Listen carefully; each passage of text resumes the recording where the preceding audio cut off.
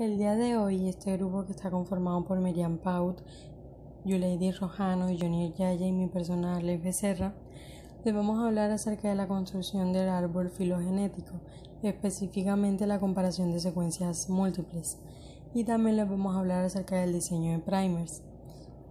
Entonces tenemos que MUSCLE, que significa Multiple Sequence Comparison by Log Expectation, es un software de computadora que se utiliza para la alineación de secuencias múltiples de proteínas y secuencias de nucleótidos.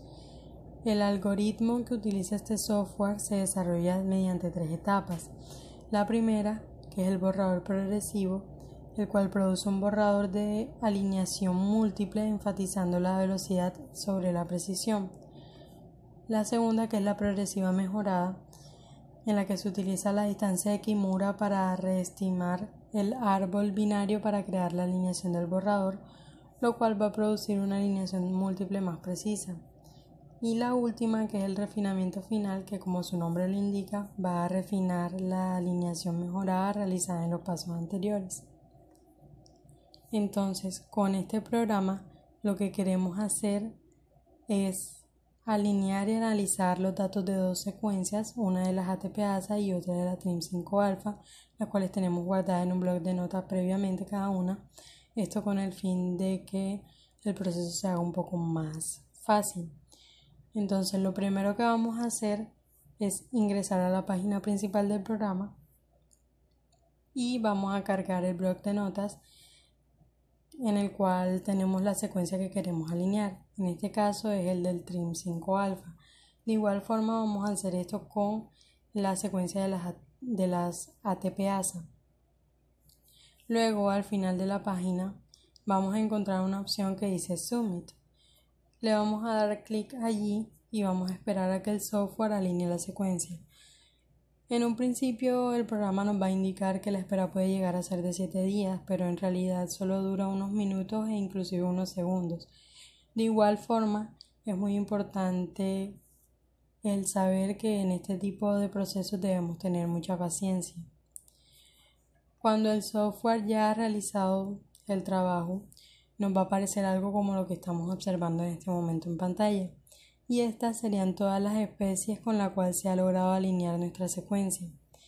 Este sería el ejemplo del TRIM5-alfa y aquí nos podemos dar cuenta de que aparecen diferentes símbolos los cuales se ubican debajo del alineamiento generado. Cada uno de estos símbolos se interpreta de diferente forma. Por ejemplo, el asterisco nos indica que existe 100% de identidad de aminoácidos en esa posición.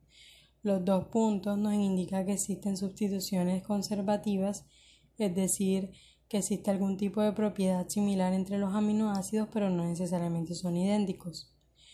El punto nos indica que existen sustituciones menos conservativas que tienen una interpretación muy similar al punto anterior.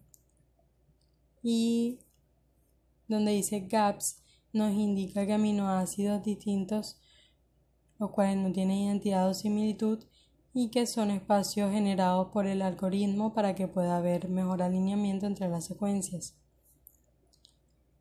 Es importante tener en cuenta que el alineamiento nos muestra las regiones de cambio y regiones de conservación.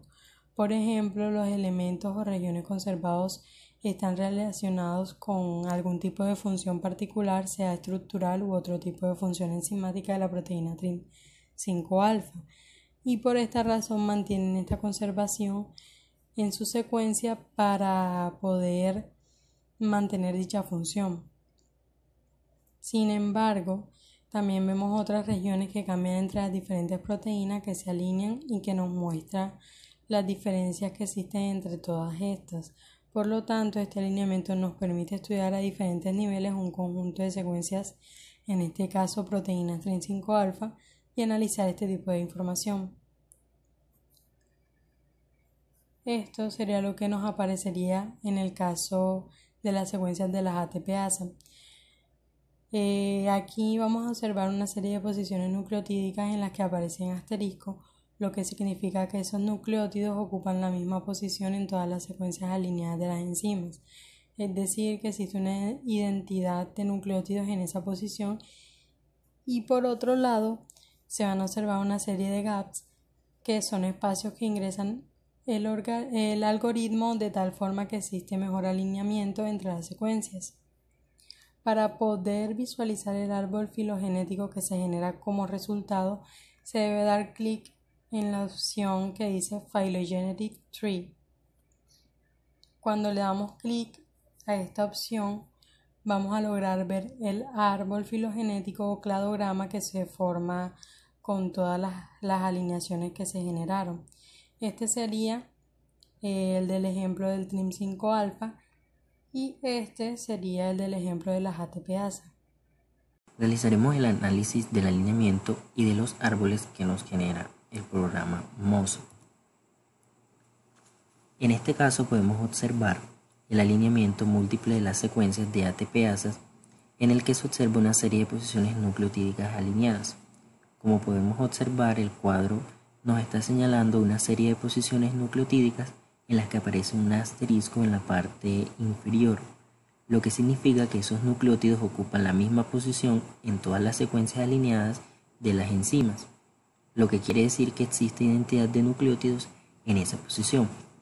Por otro lado, observamos una serie de gaps que son los espacios que ingresa el algoritmo de tal forma que exista un mejor alineamiento entre las secuencias. En este caso podemos observar el alineamiento de las secuencias de las proteínas TRIM5 alfa de diferentes organismos que nos genera el programa Mozo. En este caso nos podemos dar cuenta de diferentes símbolos que se ubican en la parte inferior del alineamiento generado. Esto se interpreta de la siguiente manera. El asterisco nos indica que existe 100% de identidad de aminoácidos en esa posición. Los dos puntos nos indican que existen sustituciones conservativas, es decir, existe algún tipo de propiedad similar entre los aminoácidos, pero no necesariamente son idénticos, aunque pueden poseer propiedades físico-químicas similares, en este caso las proteínas TRIM5 alfa. El punto nos indica que existen sustituciones menos conservativas que tienen una interpretación muy similar al punto anterior. Y los gaps que podemos observar muy escasamente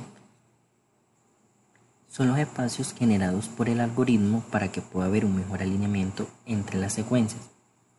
Es importante tener en cuenta que el alineamiento nos muestra las regiones de cambio y las regiones de conservación. En este caso, los cuadros nos están señalando las regiones conservadas que pueden estar relacionadas con algún tipo de función particular, sea de tipo estructural o algún otro tipo de función que cumpla la proteína TRIM5 alfa, y por esa razón mantienen esas regiones conservadas en su secuencia, valga la redundancia, para conservar dicha función. Sin embargo, también vemos otras regiones que cambian entre las diferentes proteínas que se alinean y que nos muestran las diferencias que existen entre todas estas. Por lo tanto, este alineamiento nos permite estudiar a diferentes niveles un conjunto de secuencias, en este caso las proteínas TRIM5 alfa, y de esa manera pues analizar este tipo de información.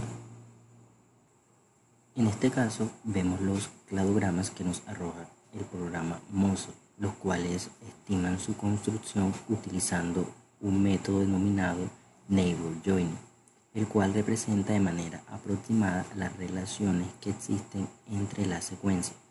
Los siguientes cladogramas nos muestran las relaciones que existen entre las secuencias alineadas, agrupando en ramas las secuencias que están más relacionadas.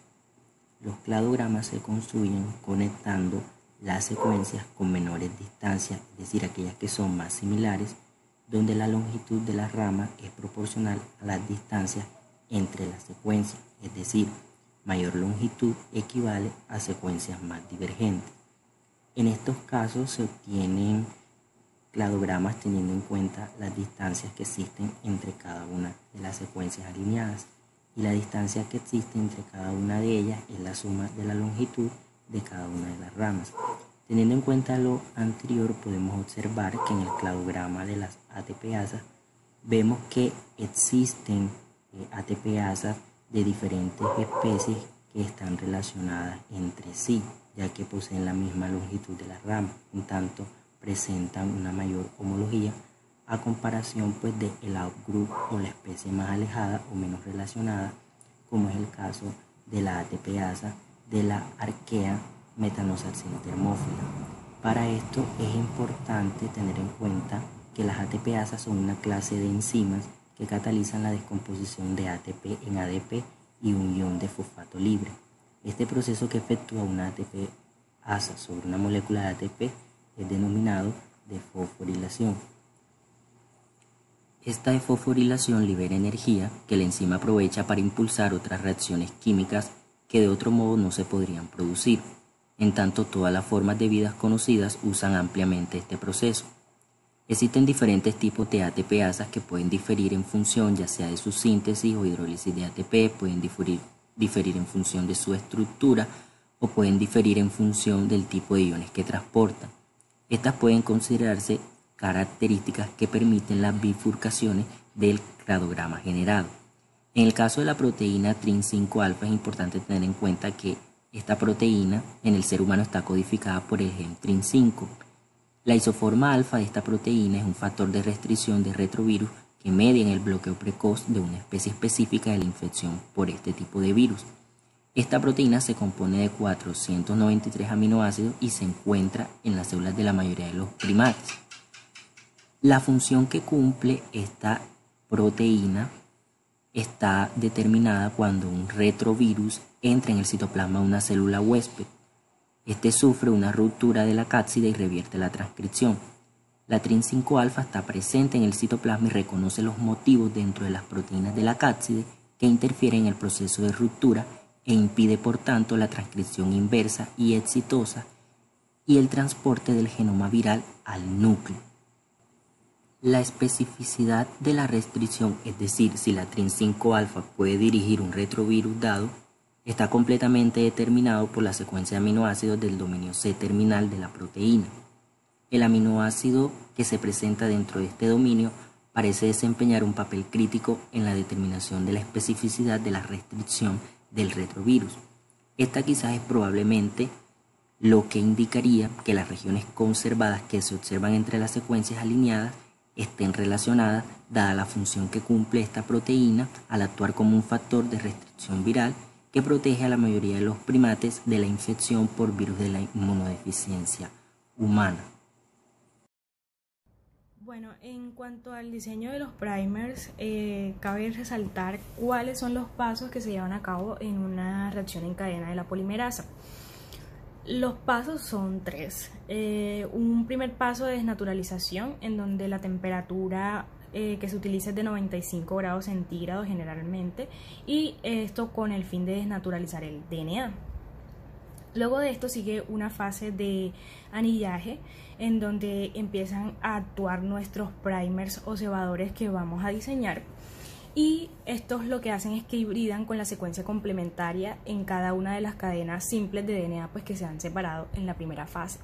Aquí se utiliza una temperatura de 40 grados centígrados a 60 grados centígrados, y entonces los primers van a servir como cebadores para la síntesis de DNA por parte de la polimerasa termoestable.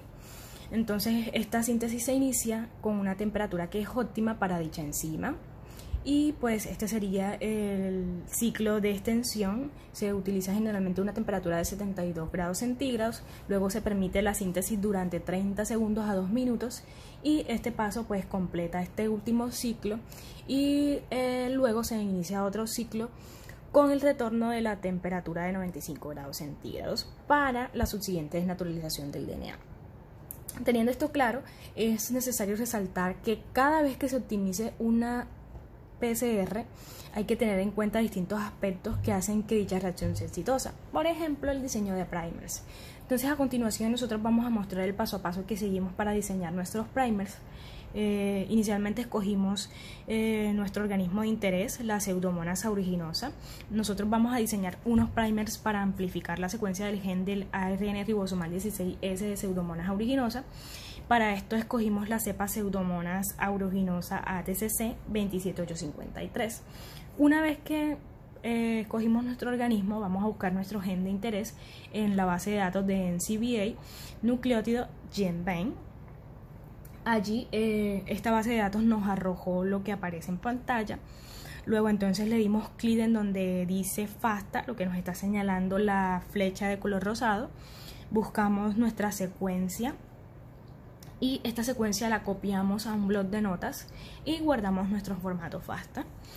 Este archivo lo vamos a utilizar en el software donde vamos a correr los primers, y este software que vamos a utilizar o programa que vamos a utilizar es Primer 3 Plus. En este programa nos muestran varias opciones. Nosotros vamos a escoger el que está apareciendo allí en pantalla en moradito, el que dice From Primer 3 Plus. Allí es donde vamos a correr nuestros primers o cebadores. Entonces, una vez que le damos clic allí, nos va a aparecer esto que está apareciendo en pantalla. Seleccionamos el archivo en formato FASTA.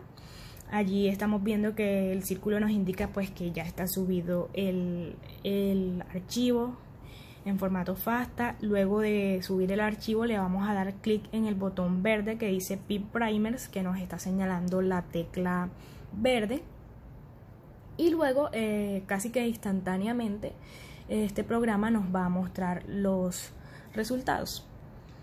Primer 3 Plus básicamente lo que hace es que selecciona cebadores para reacciones de PCR, considerando como criterios la temperatura de fusión de oligonucleótidos, es decir, la temperatura melting, el tamaño o longitud del cebador, el contenido de guanina citosina. También tiene como criterios las posibilidades de cebador dímero, tiene como criterio el tamaño del producto de PCR, también nos muestra restricciones posicionales dentro de la secuencia fuente, es decir, la plantilla, nos muestra las posibilidades de cebado ectópico, es decir, la amplificación de la secuencia incorrecta, o muchas otras restricciones.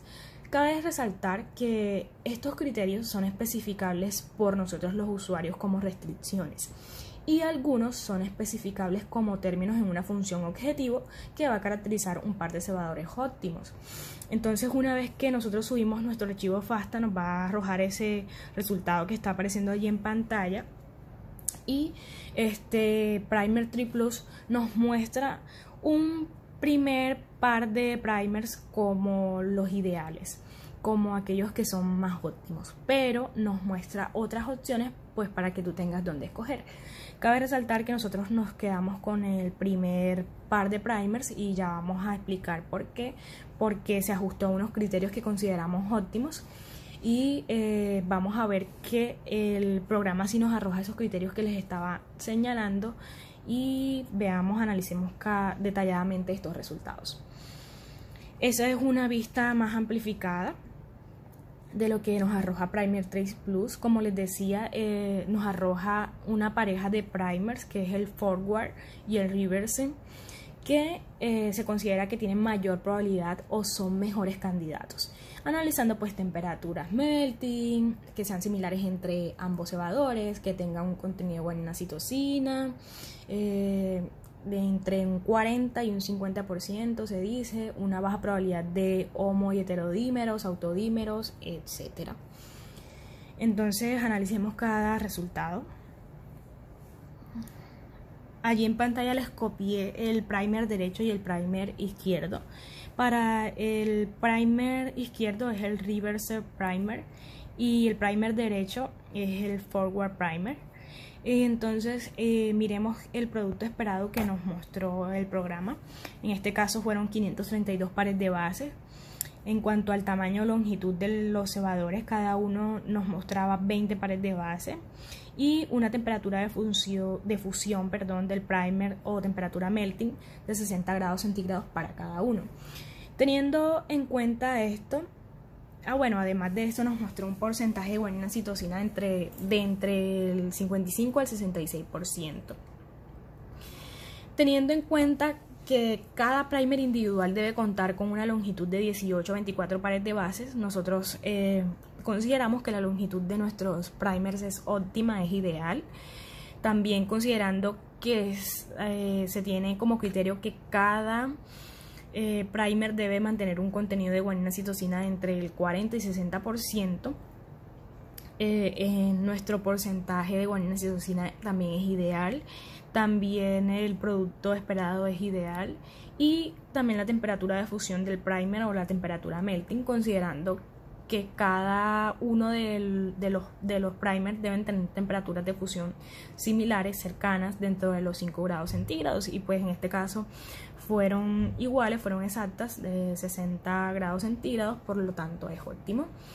También vamos a ver otros criterios que nos arroja el programa, como, bueno, allí está especificando dónde aparece, por ejemplo, el tamaño del producto, aquí aparece la longitud, aquí aparece la temperatura melting y el porcentaje de guanina-citosina. Además de estos criterios, vamos a analizar el criterio ENI, que pues es la máxima complementariedad, o denominada también autocomplementariedad local. Esta lo que refleja es el máximo alineamiento local permisible y se toma como predictora de la tendencia de los primers a hibridar entre ellos. En este caso, esta tendencia, según nuestros datos, es baja. En cuanto al criterio 3', o también máxima complementariedad 3', o denominado alineamiento global anclado en 3', es un puntaje máximo permisible cuando se testea la complementariedad entre los primers izquierdo y el primer derecho, y se toma para predecir la probabilidad de generación de dímeros de primers durante la reacción de PCR, y según nuestros datos esta probabilidad es relativamente baja. En cuanto al gancho de guanina-citosina, tenemos que para el primer derecho se encuentra una citosina al inicio, una guanina al final de la secuencia. En el caso de, ese es para el caso del primer izquierdo, se encuentra una citosina al inicio y una guanina al final, y lo contrario al primer derecho, que solo presenta una citosina al inicio. Entonces, como les decía, los criterios que nos mostraron nuestros primers parecen ser óptimos de acuerdo a lo que está estandarizado, entonces por eso escogimos estos dos primers. También hay que aclarar que el diseño debe ser cuidadoso, porque es uno de los aspectos más importantes de la PCR, porque primers mal diseñados pueden amplificar otros fragmentos de DNA distintos a los buscados, es decir, nos va a dar una amplificación inespecífica. Por ello, nosotros vamos a realizar un siguiente paso que es fundamental para asegurar que esta amplificación inespecífica no se dé. Entonces, una vez que obtuvimos nuestros primers, nuestra responsabilidad es verificar que ellos no hibriden en cualquier parte, es decir, que hibriden en el lugar que nosotros deseamos. Y por lo tanto, se recomienda que se realice un análisis BLAST. Entonces, eso es lo que nosotros vamos a hacer. ¿Esto con qué finalidad? Con la finalidad de que aseguremos que dichos primers no sean complementarios a ninguna de las posibles secuencias que vayamos a involucrar en nuestra reacción de PCR, por ejemplo, vectores de clonación. Entonces, a continuación, vamos a verificar qué tan específicos son los primers respecto a lo que anillen en la base de datos. Entonces, vamos a escoger la base de datos BLAST, como les mencionaba, y usaremos la búsqueda especializada de primer BLAST. En este caso es esta que estoy ahí señalando, y vamos a restringir la búsqueda en la base de datos. Para este caso utilizaremos la colección completa de NR, y miremos. Entonces, una vez que le damos clic allí en Primer BLAST, nos va a aparecer esto que está saliendo en pantalla. Seleccionamos el archivo FASTA que guardamos ahorita, y vamos a restringir nuestra búsqueda a NR, y aquí normalmente donde estoy señalando está por estándar o como por automático, está Homo sapiens. Nosotros borramos eso allí y lo dejamos en blanco.